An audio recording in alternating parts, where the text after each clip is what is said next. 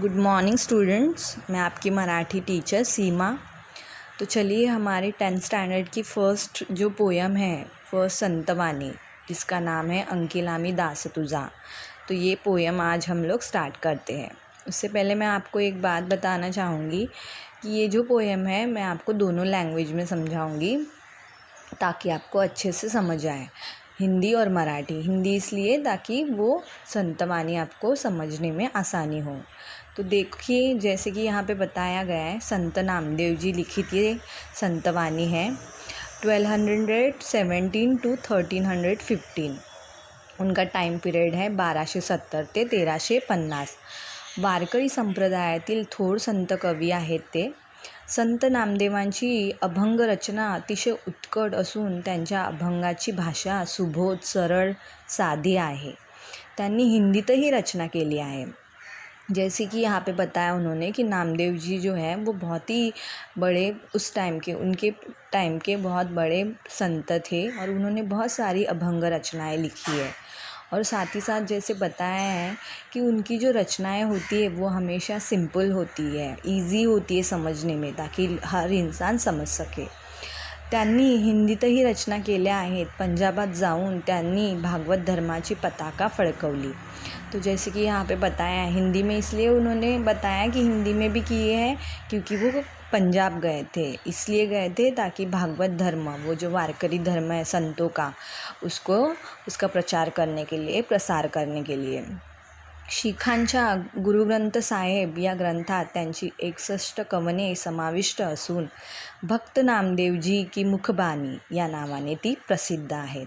जैसे कि यहाँ पे बताया है, जब वो पंजाब गए थे तो गुरु ग्रंथ साहिब, जो सिख धर्म का बहुत ही ज़्यादा महत्वपूर्ण ऐसा ग्रंथ माना जाता है, जैसे कि हमारे यहाँ हिंदुओं में भगवत गीता माना जाता है, उसी तरह सिख धर्म का जो गुरु ग्रंथ साहिब ये ग्रंथ है, उस ग्रंथ में भी संत नामदेव जी की एक संतवानी अभंग रचना है जो बहुत ही ज़्यादा फेमस है, जिसका नाम है भक्त नामदेव जी की मुखबानी या नावाने ती खूप प्रसिद्ध आहे।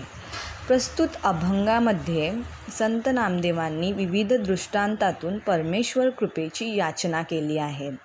तो जैसे कि ये जो अभंग लिखा है उन्होंने, उस अभंग में उन्होंने बताया है कि किस तरह से एक भगवान जो है अपने भक्त पे हमेशा किस तरह से कृपा बनाए रखता है और उन्हें किस तरह से हमेशा हम पे कृपा बनाई रखनी चाहिए, ये बात उन्होंने यहाँ पे क्लियर की है। तो चलिए आगे हम। अग्नि माझी पडे बाळू, माता धावे कनवाळू। विठ्ठलाच्या दर्शनाची, त्याच्या कृपेची याचना करताना संत नामदेवांनी म्हटले आहे की जर एखादे बाळ अग्नीत चुकून पडले तर त्या बाळाची आई त्याच्या रक्षणासाठी धावते। तो जैसे कि यहाँ पे बताया गया है कि अगर कोई छोटा सा बच्चा अग्नि के आसपास आता है तो उसकी मम्मी को टेंशन होता है, वो उसकी मम्मी उसको बचाने के लिए वहाँ पे फटाक से चली जाती है और उसको बचा लेती है। त्याचप्रमाणे संत नामदेव अभंगातील या ओळीतून विठ्ठलाला उद्देशून म्हणतात कि हे विठ्ठला, तू देखील माझ्या मदतीसाठी असाच धावणे।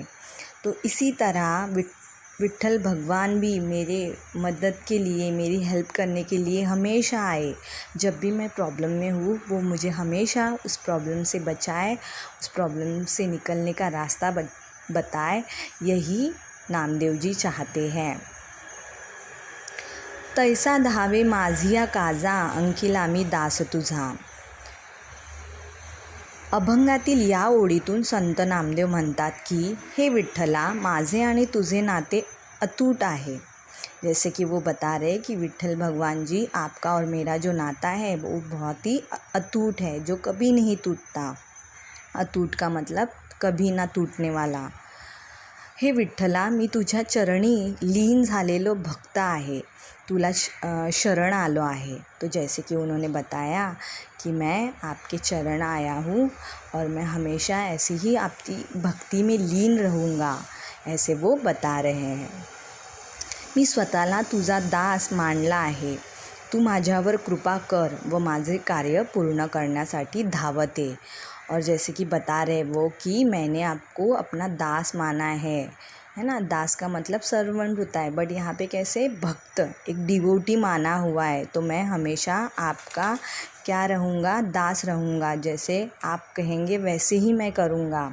तो इसीलिए आप हमेशा मेरे पे अपनी कृपा दृष्टि जो है बनाए रखिए। सर्वेंची झेपावे पक्षिणी, पिल्ली पडताची धरणी। पक्षिणी आपल्या पिल्लांसाठी चारा म्हणजे अन्न शोधताना उंच आकाशात सतत भरारी घेत असते, पण तिचे लक्ष मात्र आपल्या पिल्लांवर असते।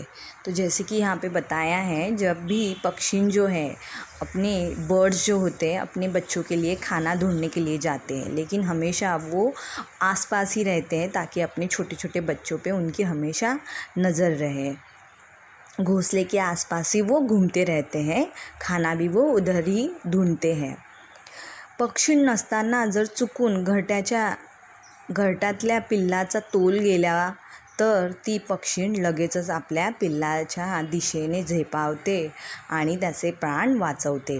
आणि त्याचे प्राण वाचवते मतलब अगर वहाँ पे आसपास पक्षी बर्ड नहीं है और उसका बच्चा गिरने वाला है नीचे, तो वो उसको पता चल जाता है और वो जल्दी से जाके अपने बच्चे को गिरने से बचाती है। अगदी तसेच विठ्ठलानेही संकटसमयी आपल्याकडे झेपावे अशी याचना संत नामदेव अभंगाच्या या ओळीतून करतात। वैसे ही जैसे एक पक्षी अपने बच्चे को बचाने के लिए भागती है, उसी तरह हमेशा विठ्ठल भगवान जो है मुझे बचाने के लिए आए, ऐसे संत नामदेव जी इस लाइन से कहना चाहते हैं। भुकेले वत्सरावे धेनू हुंबरत धावे। जेव्हा एखादे वासरू भुकेने कासावीस होते, आपल्या आईला शोधत शोधत हंबरत असते। जब छोटा बछड़ा जो होता है गाय का, उसको भूख लगती है तो वो अपनी मम्मी को बुलाते हुए, आवाज़ करते हुए वो अपनी मम्मी को ढूंढने निकल पड़ता है। तेव्हा जसा त्या वासराचा आवाज़ कानी पडला की ताबडतोब ती गायसुद्धा प्रतिसाद देते, आपल्या वासराच्या दिशेने धावत जाते। जैसे ही उस बछड़े की आवाज़ गाय सुन लेती है, वैसे ही वो उस बछड़े की तरफ भागती हुई चली जाती है। विठ्ठलाने देखील नेमक्या याच वात्सल्याने आपल्यावर मातृप्रेमाची कृपा करावी अशी इच्छा संत नामदेवांनी अभंगातील या ओळीतून व्यक्त केली आहे। उसी तरह जिस तरह वो गाय अपने बछड़े को दूध पिलाने के लिए माया से, प्यार से भागते हुए चली जाती है, उसी तरह जब भी मुझे ज़रूरत हो तो भगवान विठ्ठल मेरी मदद के लिए आए और उसी तरह मुझ पे कृपा बनाए रखे, एक ममता बनाए रखे, ऐसा नामदेव चाहते हैं। वनवा लागला से वनी पाडस चिंतित हरणी। जंगलात जेव्हा निसर्गतःच आग लागते तेव्हा त्याला वनवा पेटणे म्हणजेच फॉरेस्ट फायर असे म्हणतात। जंगलात वनवा पेटल्यावर जंगल जळून राख होते। तो जैसे कि नेचुरली कभी कभी जंगल में आग लग जाती है और उस आग में पूरा जंगल जो है वो पूरा राख हो जाता है, जल जाता है, जिसको फॉरेस्ट फायर कहा जाता है। अशा वेळी हरणीचे पाडस जे हरणीपासून दूर आहे ते सुरक्षित असेल का अशी चिंता हरणीला असते। तो इस टाइम पे हरनी का जो बच्चा है वो जंगल में जाता है, तो उस टाइम पे उसको बहुत टेंशन होती है, अभी इतनी आग लगी है जंगल में, तो मेरा जो बच्चा है वो सुरक्षित होगा ना, वो ठीक तो होगा ना, ये चिंता उसको हमेशा लगी रहती है। विठ्ठलानेही आपली चिंता, काळजी करावी आणि एक अतूट नाते निर्माण करावे अशी नामदेवाची याचना अभंगाच्या या ओळीतून दिसून येते। उसी प्रकार जिस प्रकार एक हरणी अपने बच्चे के लिए चिंतित होती है, उसी प्रकार विठ्ठल भगवान जी भी मेरे लिए चिंतित रहे, ऐसी एक याचना करते हुए वो विठ्ठल भगवान जी से बात करते हैं कि हे विठ्ठल भगवान, आप भी हमेशा ऐसी ही कृपा दृष्टि और मेरे लिए ऐसी ही चिंता आप भी करें।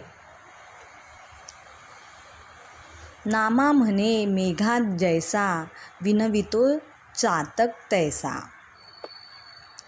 संत नामदेव आपल्या अभंगात शेवटी म्हणतात की चातक पक्षी हा मेघाच्या जलाची आतुरतेने वाट पाहत असतो। देखिए जैसे कि क्या कहा जाता है, ये एक चातक पक्षी जो है वो कहा जाता है, एक कहावत है कि चातक पक्षी नामक एक पक्षी है जो कि हमेशा बारिश का ही पानी पीता है, बारिश का पानी का ही वो वेट करता है। मेघातून पडणाऱ्या जलबिंदूचीच त्याला अपेक्षा असते, पृथ्वीच्या पाण्याकडे तो पाहतही नाही।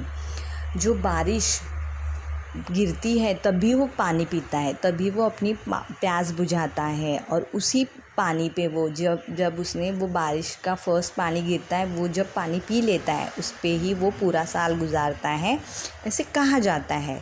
और वो जो नदी, छोटे छोटे तालाब, पृथ्वी पे नदियाँ होगी, छोटे छोटे तालाब होंगे, वहाँ पे तो उस पानी को तो वो देखता भी नहीं, ऐसे कहा जाता है।